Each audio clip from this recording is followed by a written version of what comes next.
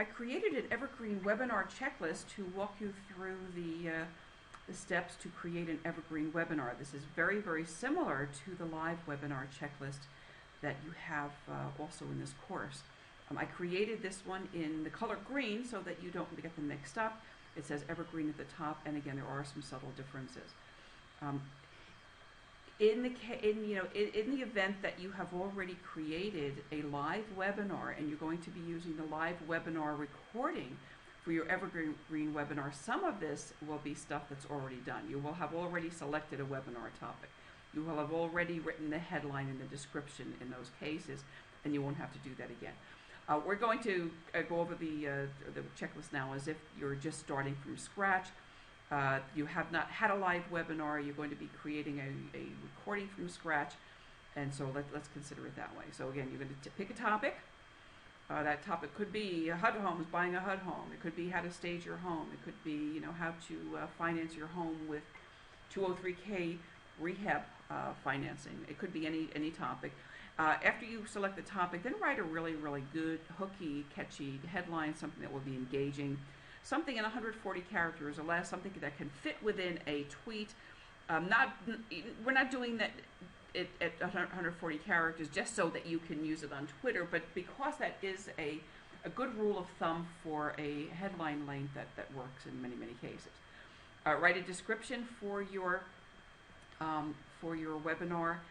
Something that will talk about the benefits, something that will be engaging, something that will give the attendee a reason to actually be there. Then you've got a couple of dates. You want to set a couple of dates for yourself, or a single date to do a couple of recordings, possibly 2 recordings. One is an introduction. And on the registration page, it's very common practice now for people to record a very, very brief 30-second to 60-second introduction to the webinar, an invitation in your own voice. It can be, done with a webcam, webcam direct to face, or it can be done with a PowerPoint or anything else. And that's the kind of an introduction that says, hi, this is Fran Torsen. I'm having a webinar. We're going to be talking about FHA 203K financing. I have my favorite lender who's going to be joining me. Sign up here, and I'll send you the information right away. And that's the kind of an introduction recording I'm talking about. Then you're going to also record a webinar. And the webinar itself, again, is going to be about 30 to 60 minutes in length. And you're going to record that. So you're actually going to be creating a recording that will be converted to a webinar. After you have recorded it, check it out. See how it sounds. Make sure it works okay. Make sure that it loads very, very quickly. If you're creating an Evergreen webinar, it is going to be an experience that is going to simulate a live event. So you want to be sure that your recording doesn't have a great lag time. There's a program called Handbrake that you can download for free at handbrake.com. And if you're a techie kind of person, you can use that and do some tweaking there. If you're not techie, then you can ask somebody who is. When you review the webinar, make some notations about time, and here's why I say that. There are going to be opportunities during the webinar for you to inject some simulated live happenings. It may be in the chat section. It may be by introducing a poll. A poll is a really, really good interactive thing. And you may be asking your people a question in a poll. You may have had a live webinar that had a poll in it, and you want to give your people here in the Evergreen webinar a chance to vote. Now, will those poll results, reflect what your Evergreen webinar attendees are clicking? No, they're not. And you want to be a little bit careful about how you use polls in Evergreen webinar. I'm going to create an entire piece about that. But all you need to know right now is you need to make a notation about the time that you will be doing the poll, if in fact you're going to be doing that. And that would be when the poll would commence, that's the first time, and then when the poll would end. Okay?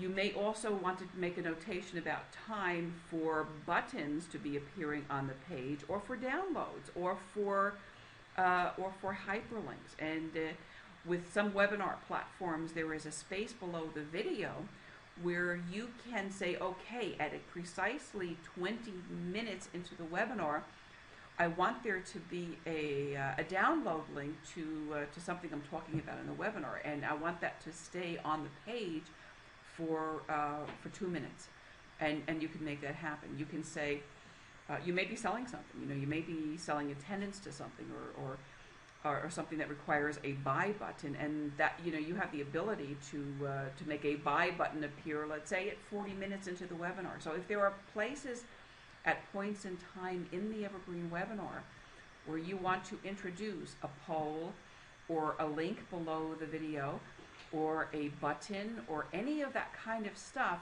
make a note to yourself about that.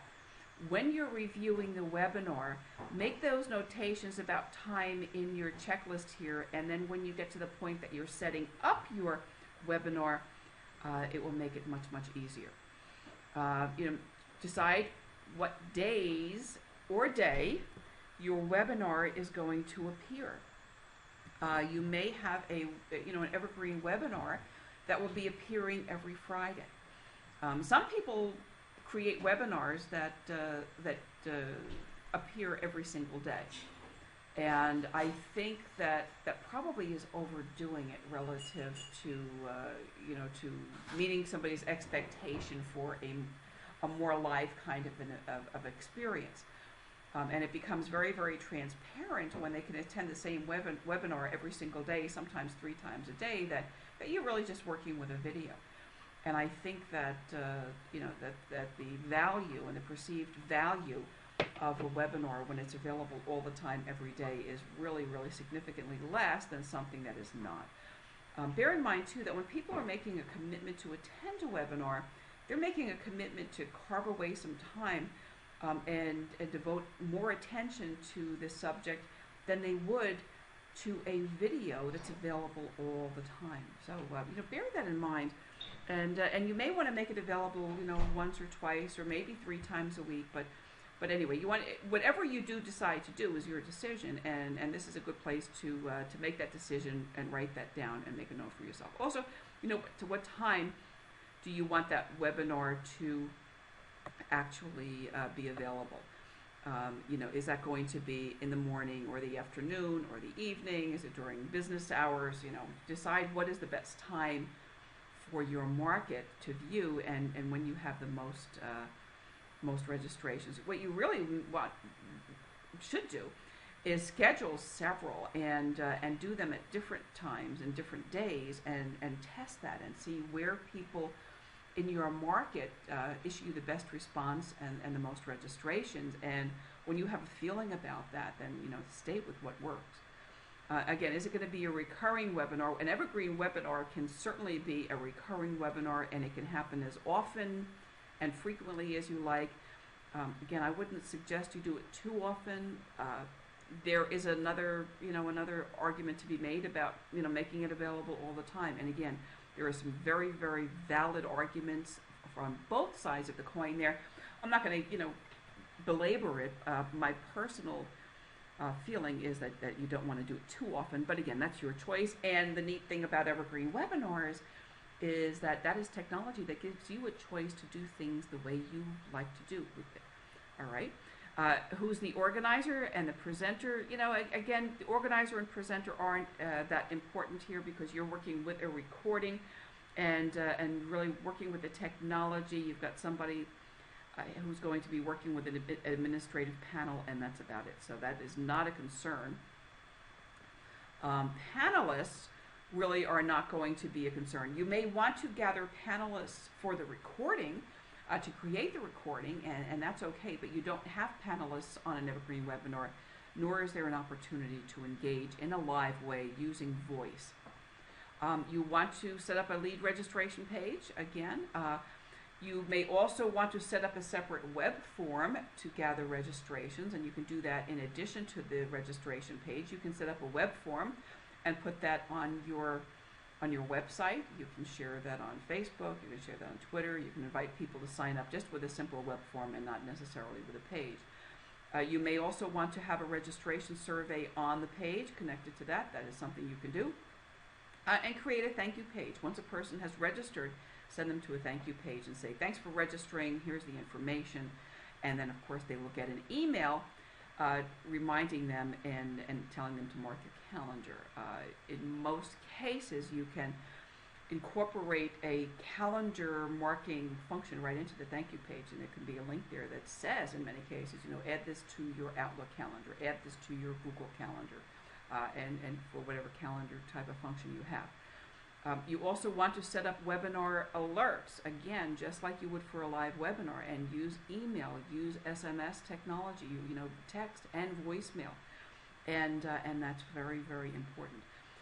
Create the presentation. Yeah, I mean, certainly if you're going to be creating a video, you'll be doing that with some kind of presentation, so that stays on the list.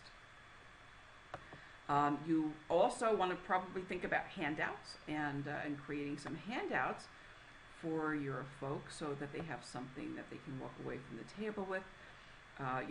Remember, if you're creating handouts, whether they're in Word or PDF, make sure that your contact information is on there. Make sure there's a clickable link so they can find your website.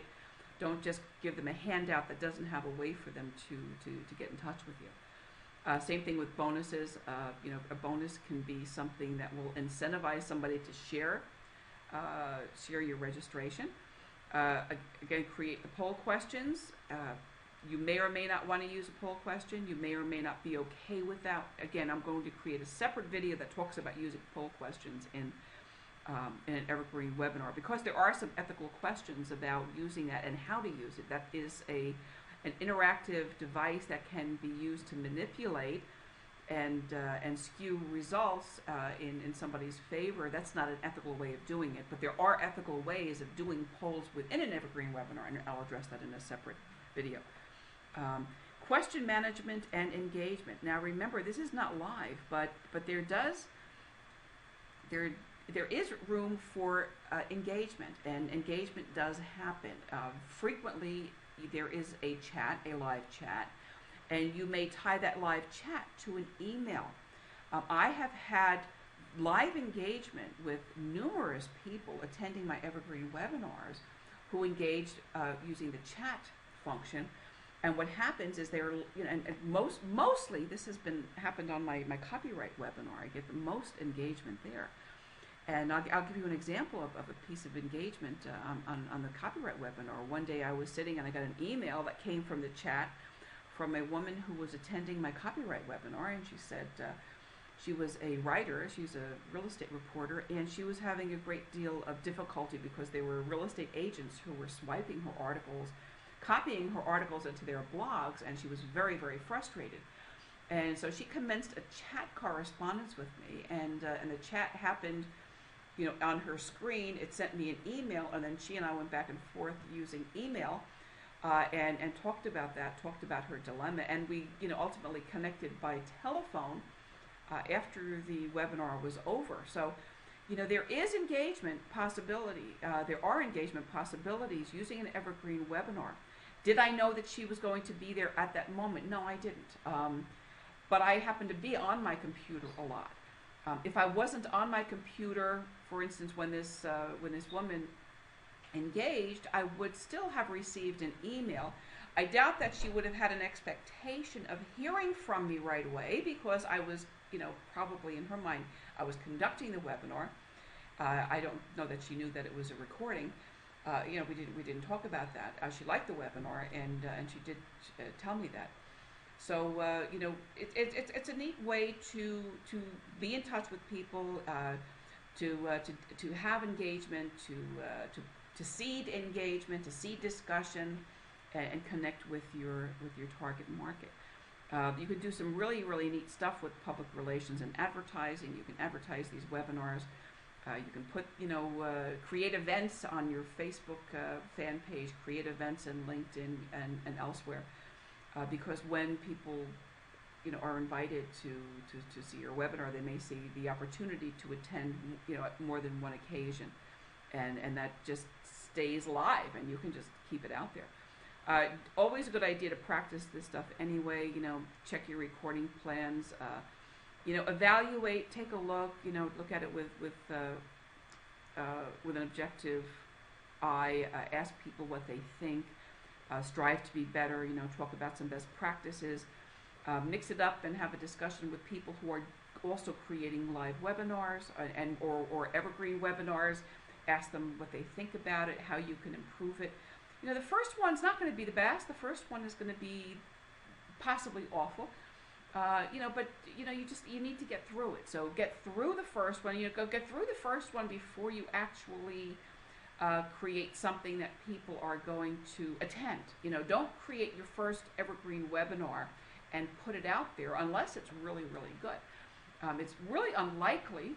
I have never met anybody who ever did it the first time and had something that they were happy enough about that they were ready to just release it and publish it for the general public. So go through a practice session, by all means. Create a practice webinar, a practice evergreen webinar. When you have it and it's live, you can do tracking just like you can with a live webinar. You can see who registered to attend, who did not attend when they were going to. If they don't attend at the appointed hour, they will get an email that says, sorry you couldn't make it, here's the replay. And then you have a replay decision. Do you want to keep that up there so that they can listen anytime, or do you want to make that a limited window? Do you want to restrict the length of time that somebody can review the replay? I think that's a good idea, because I think you add a little bit of scarcity and urgency to the matter, and that will make people more likely to watch it sooner than later if they think that the opportunity to watch that is only going to be for a short time. Follow up with email.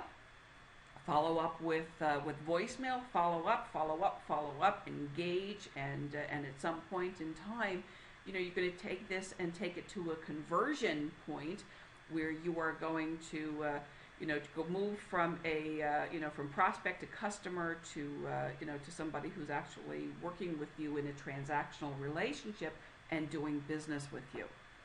And that's the bottom line.